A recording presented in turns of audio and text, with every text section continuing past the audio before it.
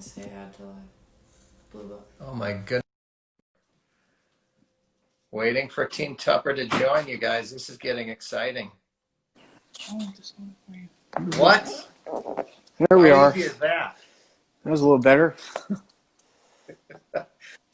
It's so easy, isn't it? I mean, I love technology Yeah, at when it times I do, I works. guess. Yeah, well, thanks for your flexibility for those people on Instagram joining us here. David and I tried to connect on Facebook about an hour ago, and after several runs at it, you, me, and Jade and Kayla and half the technical team, and we switched over to Instagram, and I just had my daughter help me out like I usually do, and we made it happen. Well, there you go. How are Yeah, you? I don't know anything. Good, doing good. It's a hot day outside, so go A outside and hot day play in after North this. Carolina? Yeah. What is hot in North Carolina? Right now it's probably about 90. You get a lot of humidity there too, don't you? Yeah, it's been pretty humid lately too, so you feel like you're in a swimming pool after a little bit walking around. Okay. Okay. But Cool. Well, again, thank you for your flexibility, and for those that are just joining us and aren't familiar with what we're talking about today, we had to post it on Facebook, but David Tupper is a military veteran, Marine veteran, that was wounded in combat and is currently wearing our sea brace, the Ottobock sea brace device, and it's got an incredible story to share. He's been out to our Ottobock facilities in Austin, Texas, and shared his story with us, which is online, but we wanted to make sure that story was available to others. So we're going Instagram live, and eventually we'll load this onto Facebook to share it to the wider audience. But let's get into it a little bit, David. We kind all of went right. over this a little bit yesterday, but I love talking about, growing up. You said you grew up in Sandbrook, Connecticut. Saybrook, S-A-Y. Saybrook. Okay. I Yeah. guess I wrote it down as, okay. Sorry about that. Oh, that's all Um, right. pretty active in high school. Yeah, I was. Played football, ran track, did wrestling. So sports was a pretty big part of my life from probably 5 or 6 all the way through high school. Okay. And you um, grew up in a very active, a military family. I guess after we hung up yesterday, I was wondering, when you were in high school, did you know you were going to go into the military? Did you have, I mean, were you kind of pointing yourself, your life in that direction, or were you just Uh, kind of exploring options? I was it a decision I was thinking of, but I also was looking at college because some schools were trying to talk to me about maybe coming to play football because that was a big passion at the time of mine. And then when 9/11 happened, that was my driving force to cancel any plan I might have had of school or anything. And I went down to the recruiting office probably the day after 9/11, like the next morning, and Okay. talked to them. Yeah. Going back on your family military history, you said, go through that with us. That's very cool. Just generation after generation. My great grandfather was in World War One. He was in a couple of big battles, and then my grandfather was in World War Two. He was in Okinawa and everything when that happened. And then my dad was in the Air Force during Vietnam. My uncle was a Marine in Vietnam. I had another uncle who was in the Marine Corps, but he spent time at Guantanamo Bay. And then I had another uncle who was in the Army who was in Vietnam. Oh wow, unbelievable. That is so great. What was the climate like? I mean, you said the 9/11 was the switch that flipped, and just you were, that made your decision. I mean, that really pushed you into the Marines. What was that like, going down to that recruiting office and making that commitment? It was pretty somber, quiet. Everyone there was still in disbelief of what obviously we just watched happen on TV. And then I think they had a big influx in. A lot of people that might have had the call to serve came to them or felt they needed to do something as an American.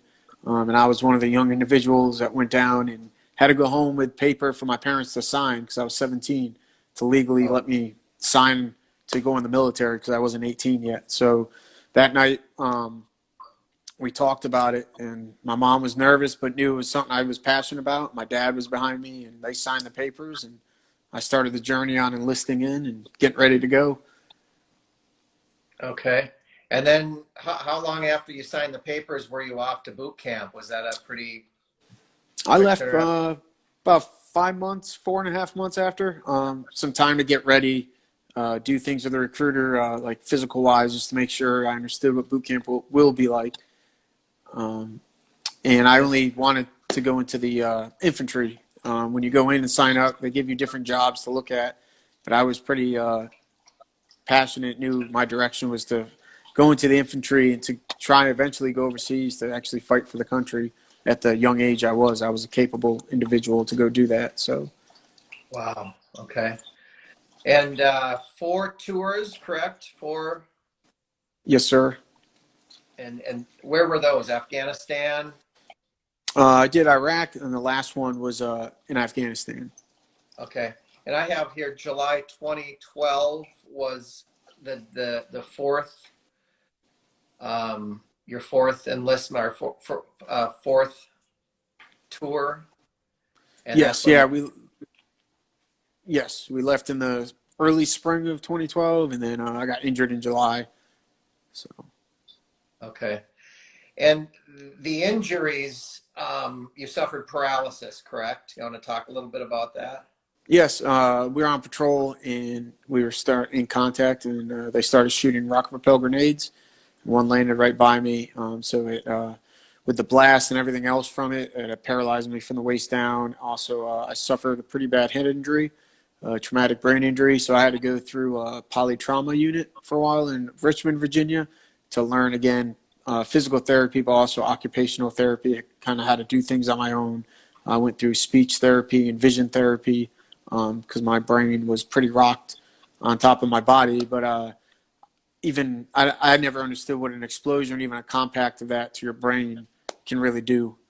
Now with the studies they're doing about it, so that was another thing. Traumatic brain injury happened, on top of being paralyzed from the waist down. What did recovery look like? Were you brought back to the United States right away? Did you where were you brought for the initial treatments? No, I came back to the States a few months after. They have to stabilize, and then obviously there's Germany. And then once you get back, I was at Walter Reed for a while, and then I spent a lot of time in Richmond, Virginia, at the Brook Army or the Richmond Hunter Holmes McGuire Hospital there because they have a polytrauma. So a lot of guys from Walter Reed will go there for either limb loss or like trauma, like traumatic brain injury, and a lot of the therapies there. And I went from the hospital and then into another program, which is an outpatient, inpatient type. It teaches you how to live on your own again. So you're kind of pretty much in a little apartment in the hospital, even with family, but you're by yourself to learn, again, how to adapt to life again in a new way since I'm in a wheelchair and, um, just coming back to not being who I was, having to learn how to. I was one eardrum was blown out, so I was deaf in one ear. A lot of things that I never knew of. Now I'm trying to adapt to a new lifestyle. So it took a Yeah, while. I was there, so I bet that's I mean, I can't imagine, but it has to be an incredible transition time. What did the next several years look like for you? I know you were dependent on a wheelchair for quite a while, but was it constant rehab and um, what did it look like? yeah, it was. Once I got out of the hospital, I went back down to Camp Lejeune, which they had a Wounded Warrior Battalion down there, which is where guys that get injured or hurt in the service real bad go to either recover to go back to duty or they're recovering to eventually either medically retire or get out. So I went there for roughly or probably about a year, year and a half, through more outpatient therapies, mental health, physical therapy. They get you into sports, so I really adapted into hand cycling, wheelchair basketball, wheelchair lacrosse. So I was able to learn, even though I wasn't who I was before injury, I can still participate in life. I just had to learn a different way. So for years after that, I was adaptive sports. So I'd use my wheelchair, but I still played baseball or basketball and rode a bike and competed in the Marine Corps trials, which is kind of like the Paralympics type. and I did wheelchair racing, basketball, and hand cycling. Still have that competitive edge, and that's so important mentally and physically post injury to get involved and stay involved. You still have that camaraderie. I mentioned to you, I played sled hockey, and getting back into the Right. sport of hockey, but you know, the locker room's as much fun as the ice or the court itself. Just getting together with a group of people and you know, talking the talk and you know, building those relationships and friendships and that camaraderie that comes with sports. So that's great, and that's very cool that they offered that. So everything you said, you're very much dependent on that wheelchair. Was there, you know, 7-8 years ago, were there any options proposed to you at that time as far as lower extremity bracing for the paralysis that you had suffered, or was that the option given to you?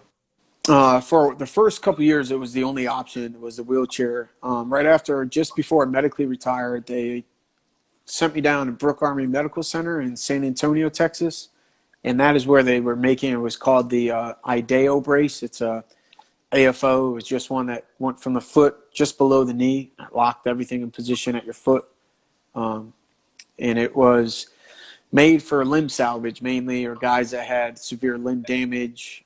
So they sent me down there to see if it's something that, you know, would work.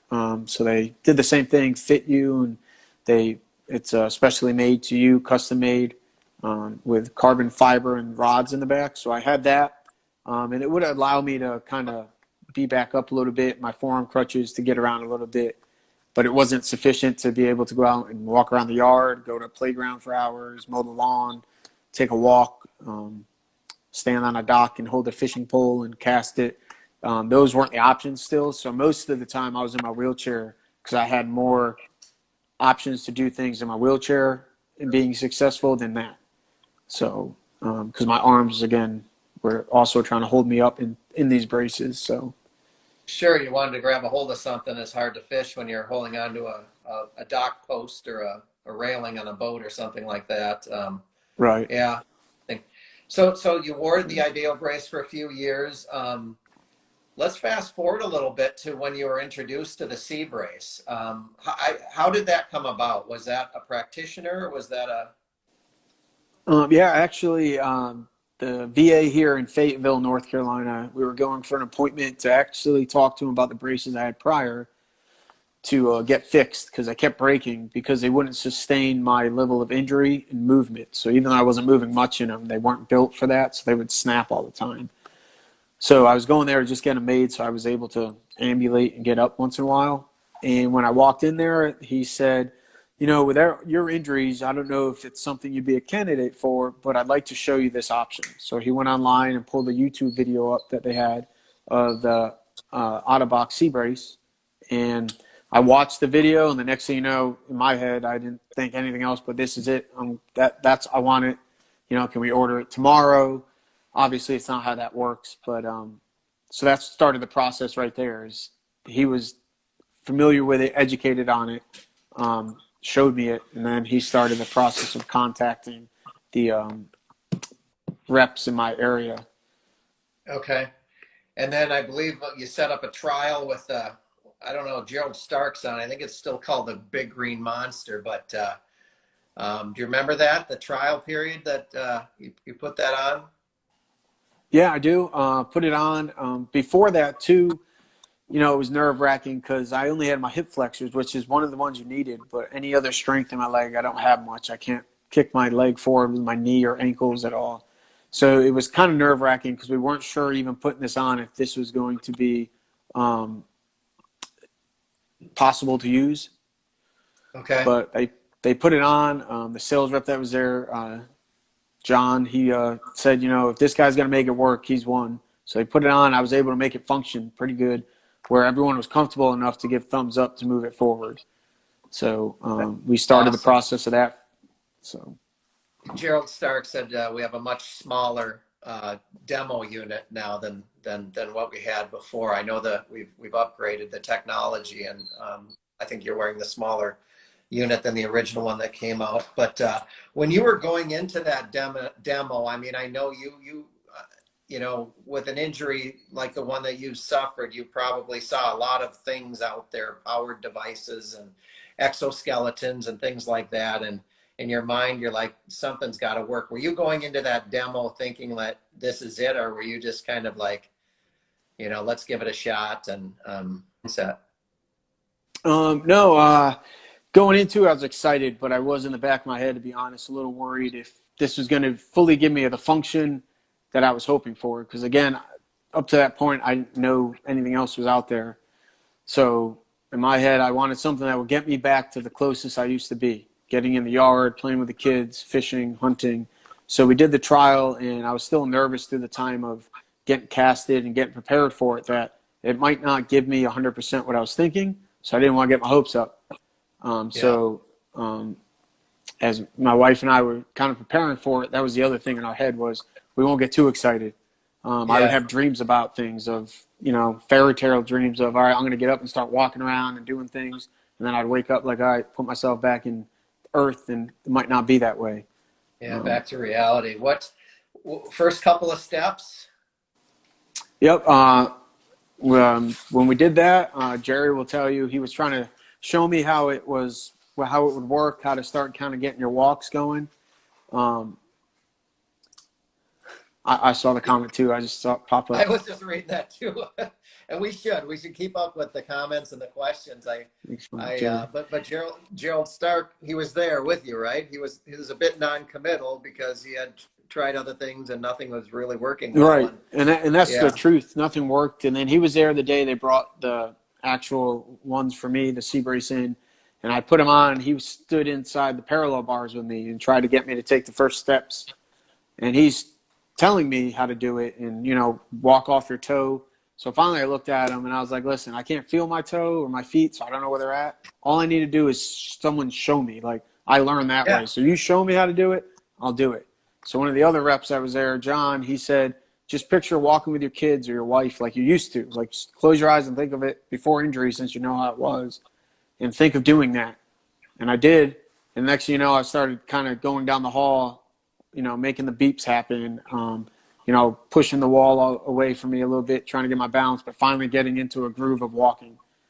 And it took about maybe 25 minutes where I went from that to, can we start moving outside a little bit? And Jerry, I think, was having a heart attack. And Jerry said, he didn't say to start walking, he told me to start marching. Oh, wow. Okay.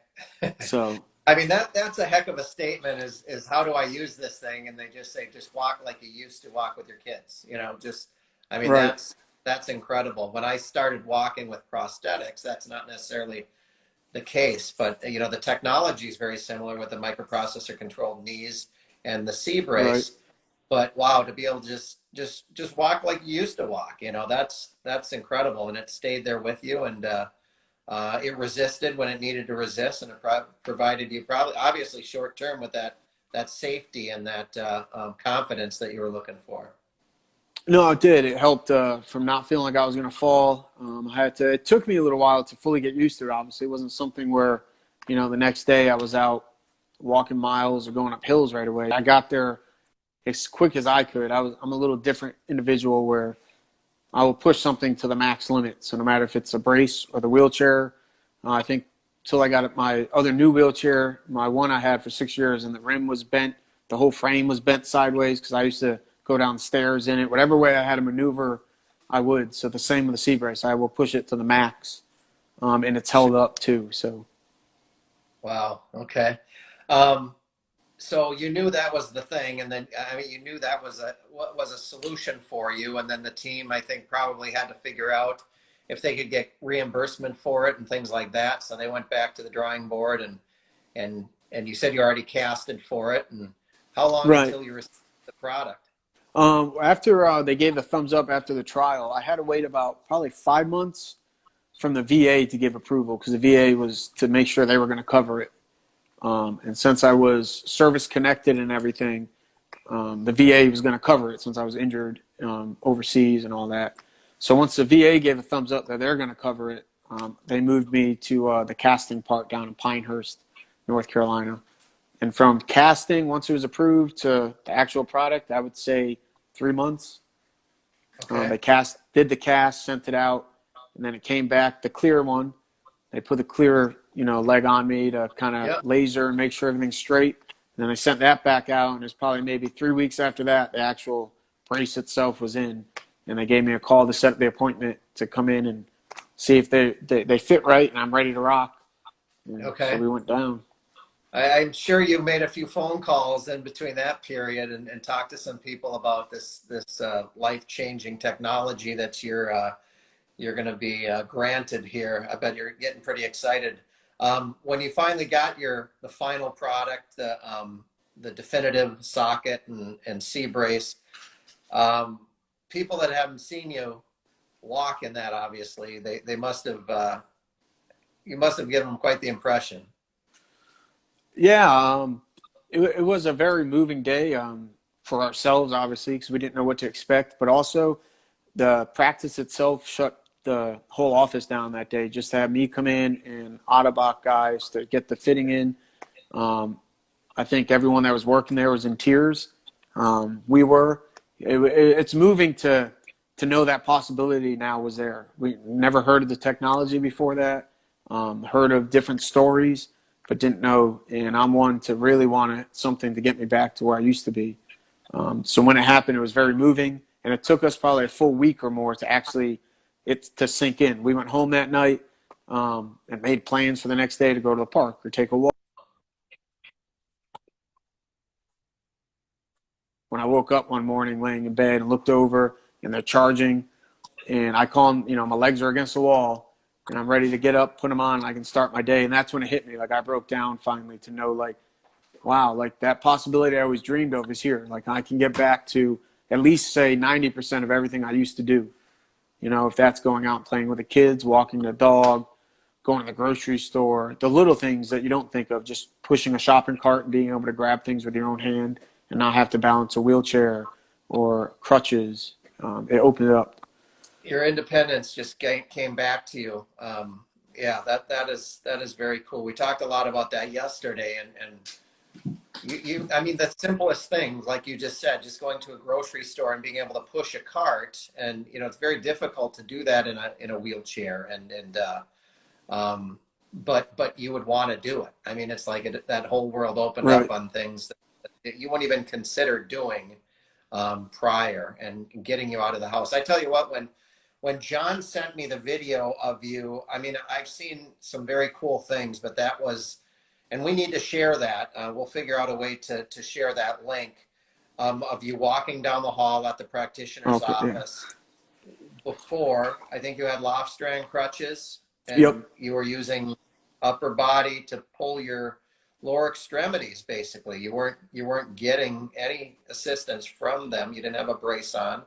And then I see the next video of you with your daughter on your shoulders, Right. and you're walking through your living room, and it's not like it's a wide open place. You're walking around like a table.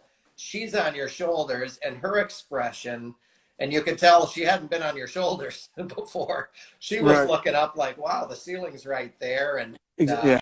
I was incredibly impressed with the and kudos to you and the practitioner who saw this technology and introduced you to it as an option. It's just a wonderful outcome in the world that's opened up because of it, and because of it working for you. So it's such a cool story. So what else? You're fishing. You're back to family. You got to empty the dishwasher and do all the chores that Jade sets up with you, all that stuff. Yeah, I sweep and vacuum. I actually got a pushing lawnmower now to mow, and I actually mow my parents' lawn too, and the neighbors once in a while. I took our deck down. Pretty much any activity I can do, I try and push it. I'll either text Jerry or John and be like, "Want to see what I'm doing today?" And they're always like, "Oh boy, I don't want to know," because I'm trying to push it to the next level. And it's not even for me, but now I want to pay it forward to anyone else that might have the chance to get in this technology, or to make it work so we can make the next step of technology for this kind of brace down the road. I would love to push that window. So we've gotten a lot of doors to open since this. I got into public speaking more, and now our story can intertwine with not just my story, but the technology that's out there and how kids can get involved and make a difference in someone's life and just learning that in school. So we try and get out to high schools and talk to them about obviously my story, but also the journey of, coming back, not giving up, and then what Ottobock and the Sea Brace has given us. Absolutely. What with that public speaking and sharing your story, how do people get a hold of you to get you into their corporations and share, to have you share your story with them? Do you want to share your handles or your contact information? Yeah, It'd be we great go for right anybody. through. We use Team Tupper, actually, the Instagram. You can send a message through that, and we make sure we go through that because that's where we post all our media too. If we're out there talking to someone or anything we're doing at home, it's kind of our way to get out there to network and show people our daily stuff the best we can. So they can send a message to there, and I'd like to, on top of my story, I also like to talk about leadership and management styles with that, how my story, because it touches on a lot of different things from military to mental health to overcoming to the family, and then obviously where we're at today with this technology. So Yeah, I've heard your story. I mean, obviously we've talked a lot in the past, but I think any company would benefit from bringing you in and having you share, whether it's online like we're doing today, minus the glitches that we had earlier. right. Um, but yeah, I hope you get some people contacting you about coming in or No, I talking. appreciate it. Yeah, that is very cool. And obviously family life is different too. It's opened up a whole new world on the family side of things. You doing a little traveling with the family at all? Or I know you've been down to Austin.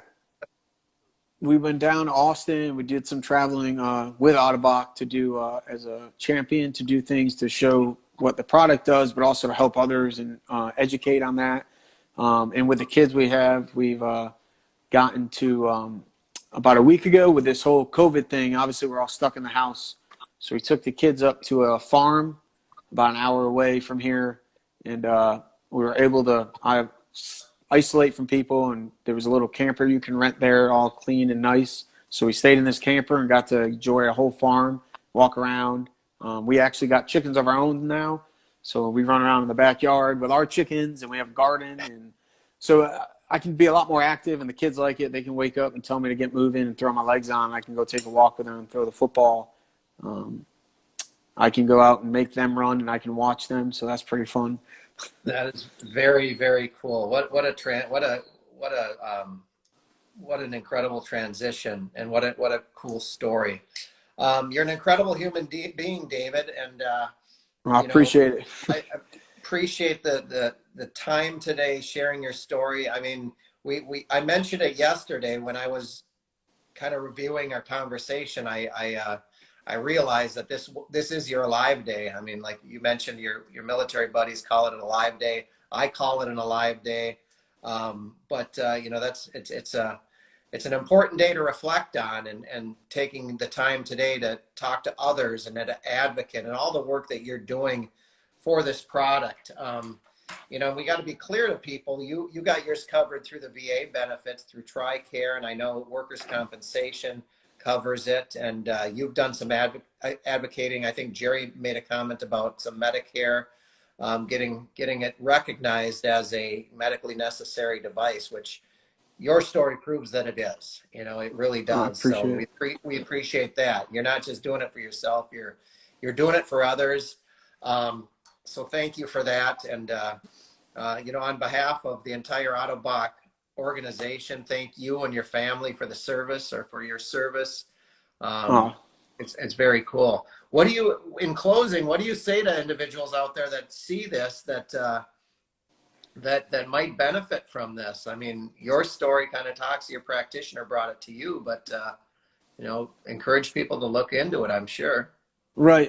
We do have, sometimes we get some messages on Instagram of people that have seen the story of my stuff and ask about it. And then we always tell them, try and get in with your physical therapist team or your practitioner to talk about it, to bring that to them if they don't know about it. So then they can start contacting the people that they might need to through Ottobock, or do on their side, obviously the medical, or start digging into, all right, is it covered? What can we do?